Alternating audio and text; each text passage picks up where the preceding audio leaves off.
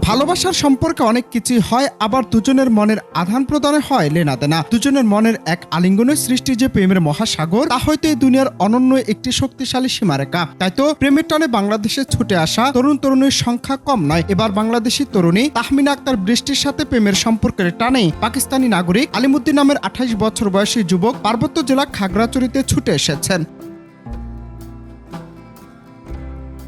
তরুণী তাহমিনা আক্তার খাগড়াছড়ির মাটিরাঙ্গা উপজেলার বেলচুরি ইউনিয়নের উত্তরপাড়া এলাকার আলী হোসেনের মেয়ে এবং খাগড়াছড়ি সরকারি কলেজের ব্যবসায় শিক্ষার শাখার 3য় বর্ষের ছাত্রী। ভিনদেশি যুবক আলিমুদ্দিন পাকিস্তানের লাহোর সিটির বাসিন্দা। তিনি একটি প্রাইভেট কোম্পানিতে চাকরি করেন।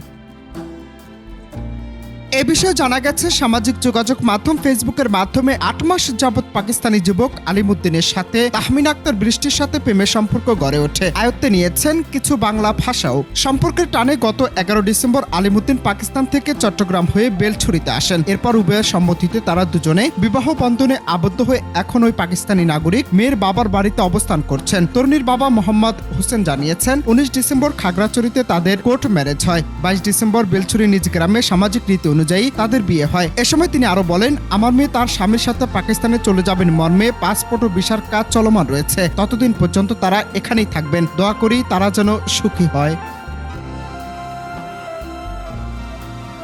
পাকিস্তানি যুবক আলিমুদ্দিন জানিয়েছেন, গত 8 মাস যাবৎ আমাদের প্রেমের সম্পর্ক। আমার পরিবার আমাদের সম্পর্কের বিষয়ে অবগত আছেন। তাদের সম্মতিতে বিবাহ করেছি। আমি অল্প কিছু বাংলা বলতে এবং বুঝতে পারি। তাহমিনা আমাকে তা শিখিয়েছে।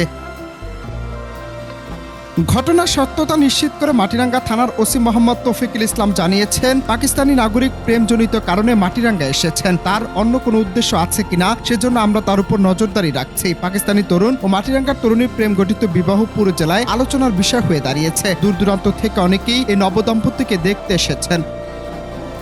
অনন্ত Hasan Masud, Bangla TV news desk.